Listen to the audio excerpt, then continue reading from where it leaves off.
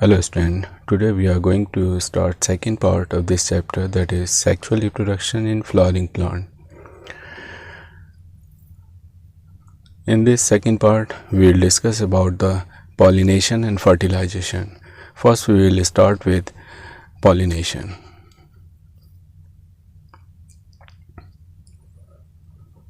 So pollination is the transfer of pollen grains from the anther to the stigma.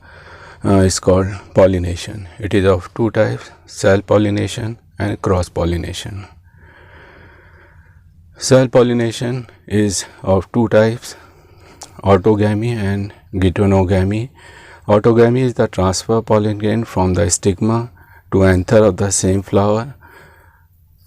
Geitonogamy is the transfer of pollen grains from the anther of one flower to the stigma of another flower, either present on the same plant or different plant of the same species. Whereas cross-pollination is also known as xenogamy. It is the transfer of pollen grains from the anther of one flower to the stigma of genetically different flower, but that plant belongs to same species. Here in this figure you can see that if the transfer is within the flower, it means that the pollen grains of the same flower is transferred to the stigma of that flower is called autogamy. And if the transfer of pollen grain from the anther of one flower to the stigma of another flower present on the same plant, it is known as geitonogamy. And if the transfer of pollen grain from the anther of one flower to the stigma of another flower which is present on some other plant, and that plant is genetically different but belong to a same species, is called xenogamy or a cross pollination. So depending upon the source of pollination, the pollination can be autogamy, geitonogamy and xenogamy. First we will start with self-pollination. As we have discussed that self-pollination takes place when pollen from one flower pollinates the same flower or other flowers of the same plant. It is autogamy when the transfer of pollen grain takes place within the flower, means pollen grains from the anther to the stigma of the same flower. It is known as autogamy. And geitonogamy is also transfer of pollen grains from the anther of one flower to the stigma of another flower that is present on the same plant or a different plant which is genetically similar and belongs to same species. That type of pollination is called geitonogamy. Now there are some devices which ensures self-pollination. First is the homogamy. Homogamy takes place in chasmogamous flowers. Chasmogamous flowers are open flower and they expose anther and stigma. Here condition is that the anther and stigma in bisexual flower, they attain maturity at the same time. Both the anther and stigma, they mature at the same time. Only then self-pollination will occur or homogamy will occur. In this type of pollination, a pollinating agent is required. Second type is cleistogamy. It is a flower which is closed.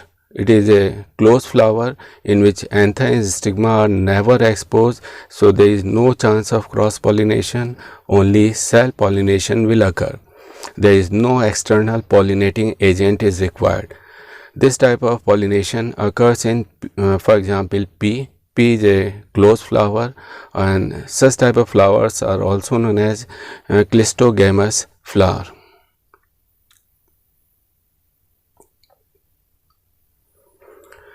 Next is cross-pollination or xenogamy. This word is derived from a Greek language. Xenos means stranger and gamos means marriage.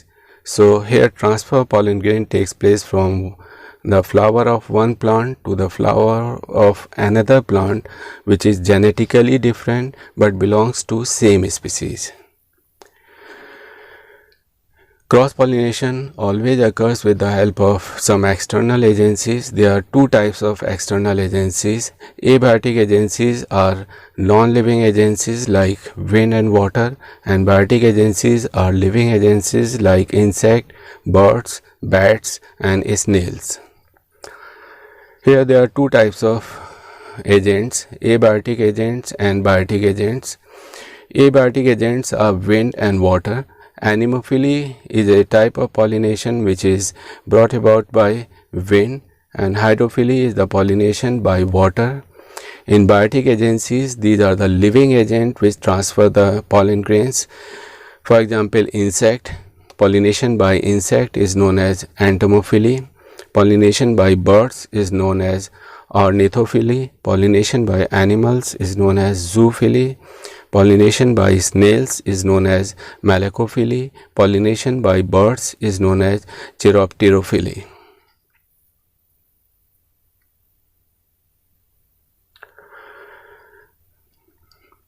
Now we will discuss about the abiotic agents. There are some characteristic features which helps in the cross pollination by wind. These flowers are usually unisexual flower. These are actually unisexual flowers. For example, in maize, the male and female flowers are present at two different places. In the upper part, which is known as tassel, are the male flowers, and at lower position a female flower is present. So in unisexual flower always cross pollination occurs. Flowers are very small, they are colorless, odorless and nectarless. Stamens are exposed freely, they are outside of the flower. Next is pollen grains are produced in enormous amount.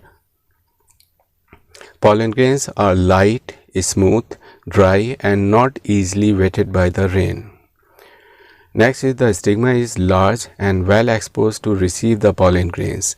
The stigma also have some hairy, feathery and branched structures to catch the wind-borne pollen grains. Examples of wind-pollinated plants are coconut, palm, maize and grasses. Next is pollination by water. It is known as hydrophily. The pollen grains and stigma, they have some characteristic features. First is flowers are small and inconspicuous. Floral parts are unwettable. Nectars and odor are absent. Pollen grains are light and unwettable. Stigma is long, sticky and unwettable. Examples are Vallisneria, zoster, etc. Here in figure you can see that is a structure of is a plant of Vallisneria. In this plant, male and female flower are present on two different plants. When male flowers are mature or anthers are mature, they get detached from the parent plant and come at the surface of water. These anthers, these male flower have two anther lobes and female plant have stigma which is always attached to the parent plant. The style is coiled. When the stigma mature, this style elongates and the female flower come at the surface of the water. The stigma of female flower is trifid. It is divided into three parts. Due to water current, the male flower with anthers, they come in contact with the female stigma and pollination occurs.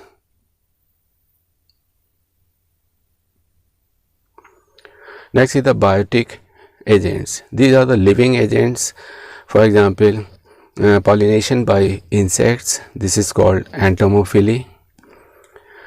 These flowers which are pollinated by insects have following characteristic features. First is they are showy and brightly colored because insects are attracted toward the brightly colored petals of the flower. Flowers have good fragrance and produce nectar. Pollen grains have yellow sticky substance called pollen kit. These are the sticky substance and it helps to get attached with the body of the visiting insect. Flowers become more conspicuous by grouping. Examples are capitulum, salvia, corium, etc.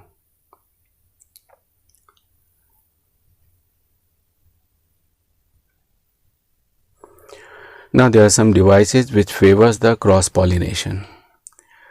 First is dichotomy or unisexuality. For example, in dioecious plant in which the male flower is present on one plant and female flowers are present on some different plants, only cross-pollination may occur. So this dichotomy or unisexuality always favors cross-pollination. Next is dichogamy. In bisexual flower, anther and stigma matures at different type. If it is of two types, protoandry and protogyny. If anther mature first, it is called protoandry, and if stigma mature first, it is called protogyny. So because stigma and anther mature at two different times, so only cross pollination is possible here. Next is prepotency. Prepotency occurs when pollen grains of another flower germinates more rapidly over the stigma than the pollen grains of the same flower. यहाँ पर होता यह है कि किसी दूसरे flower का जो pollen grains है वो स्टिग्मा पर पहुँचता है और पहले जर्मिनेट हो जाता है इससे पहले कि उसके अपने pollen grains जर्मिनेट हों, तो इसको हम प्रीपोटेंसी कहते हैं. Self sterility. Self sterility is a mechanism in which the pollen grains of the same flower, they do not germinate on the stigma of the same flower because of the self sterile gene. Heterostyle is the difference in the length of the style and stamen, because pollination occurs between the anther and stigma of the same height present in different flowers.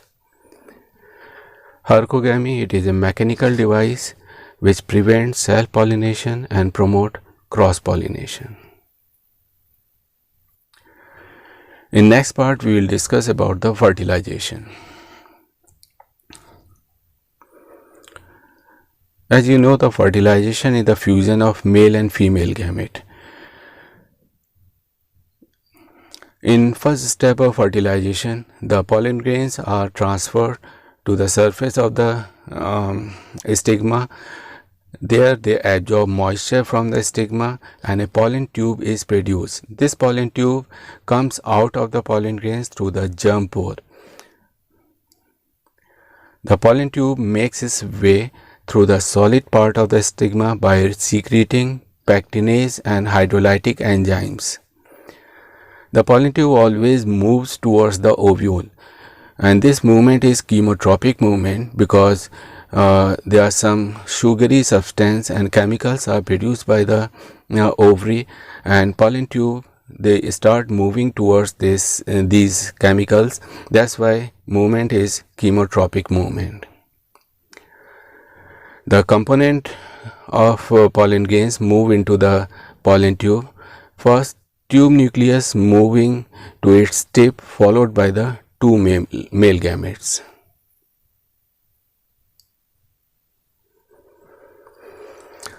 Pollen tube and two male gametes run through the style and finally turn towards the micropyle end of the ovule.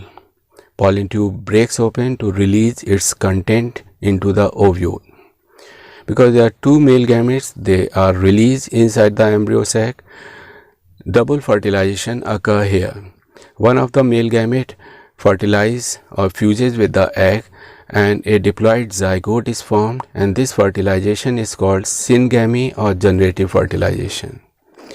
Second male gamete fuses with the two haploid polar nuclei to form a triploid structure known as primary endosperm nucleus. This is called vegetative fertilization.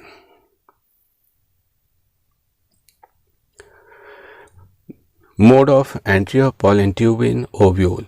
There are three modes of entry of pollen tube in ovule. First is porogamy, in which the pollen tube enters the ovule through micropylar end. Second is chalezogamy. Here the pollen tube enters the ovule through chalaza, and mesogamy is in which the pollen tube enters the ovule through integument. In this figure you can see that in first figure pollen tube is entering into the embryo sac through the micropyle. In second, it enters into the ovule through the chalaza, that's why known as chalezogamy. In tube enters into the ovule through integuments.